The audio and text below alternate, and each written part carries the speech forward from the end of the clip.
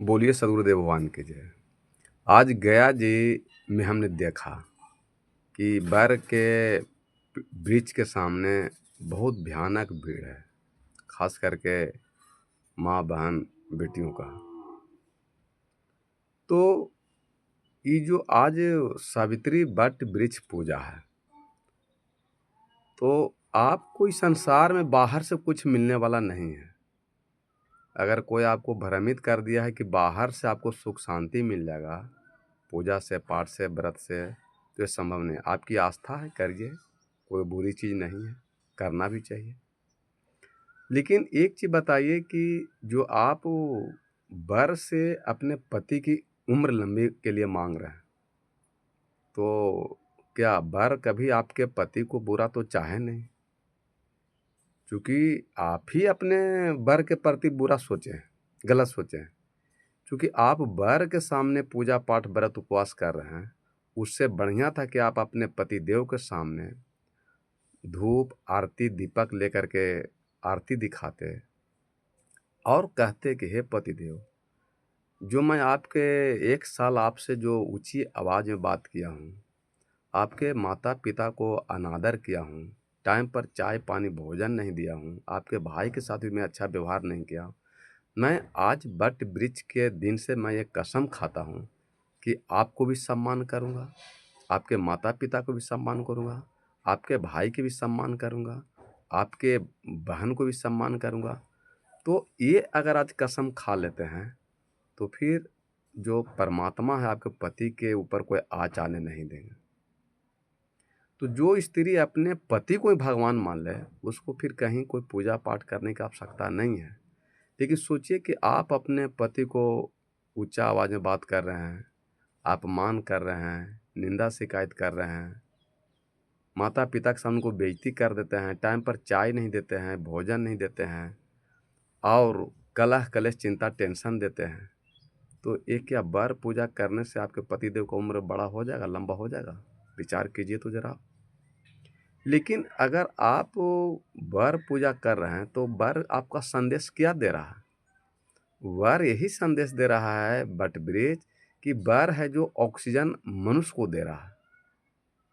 Oxygen जो है मनुष्य को दे रहा है। हम लोग कार्बन डाइऑक्साइड छोड़ते हैं और वर का ऑक्सीजन हम लोग लेते हैं, तब हम लोग जीवित हैं। ये तो वर पूजा भी आपको यही सिखा रहा है कि आप अपने पति को अच्छाई दीजिए, बुराई मत दीजिए। आचरण, संस्कार, व्यवहार, रहन सहन, खान पान अगर ठीक कर लेते हैं, तो आपका जीवन सुख शांति आनंद से भर सकता है, आपके पति का उम्र लंबा हो सकता है, आपका सिंदूर का कोई दाग नहीं लगा सकता। वर भी तो ही कर रहा है कि हम लोग को ऑक्सीजन दे रहा है, तब तो हम लोग जी रहे हैं।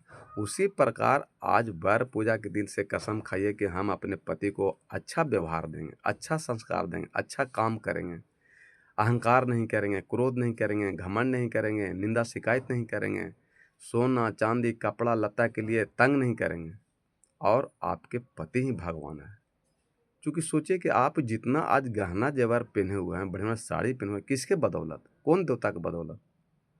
तो जिस देवता के सामने आपको माफ़ी मांगना चाहिए, जिस देवता का आपको सेवा करना चाहिए, जिस देवता को आपको भाव भक्ति करना चाहिए, उसके सामने तो आप आरती मंगल नहीं कर रहे हैं। तो आज वर पूजा कर करके एक दिन उनको पानी पिलाइएगा, बिन्ना हो कीजिएगा और आरती दिखाइएगा। लेकिन कल से क्या होगा? तो 365 दिन में एक दिन आता है वर पूजा और 364 दिन तो वर को बर्बाद कर दीजिएगा, चाहे अहंकार के द्वारा, क्रोध के द्वारा, घमंड के द्वारा, निंदा शिकायत के द्वारा, या टाइम पर चाय पानी भोजन न दे करके उसके द्वारा, या उनके माता पिता को अनादर करके द्वारा।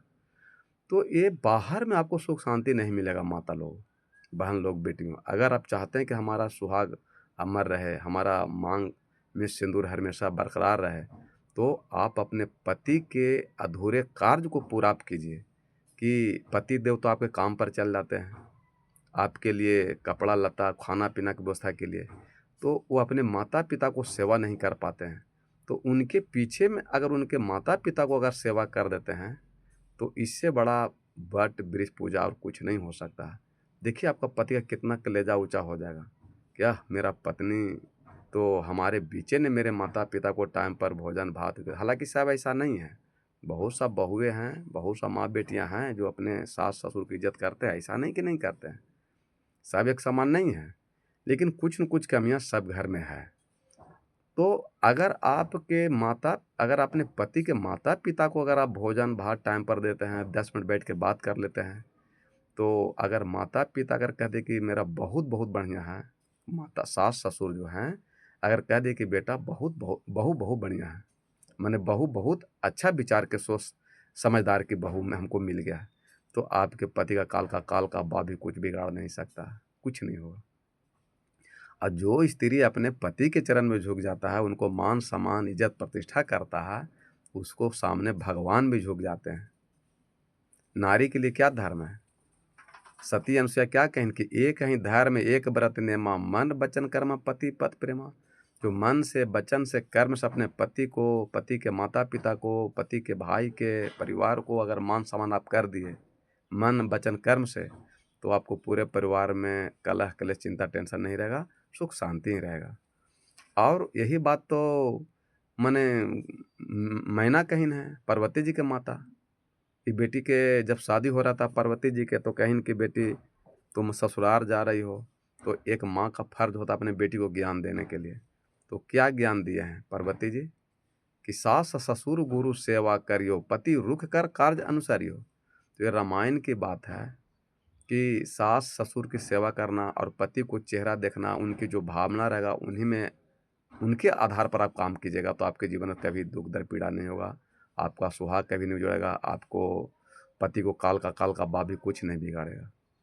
तो कह रहे हैं सती अनुसुईया रामचरित मानस कि एक कहीं धर्म एक व्रत नेमा मन वचन कर्म पति पद प्रेमा।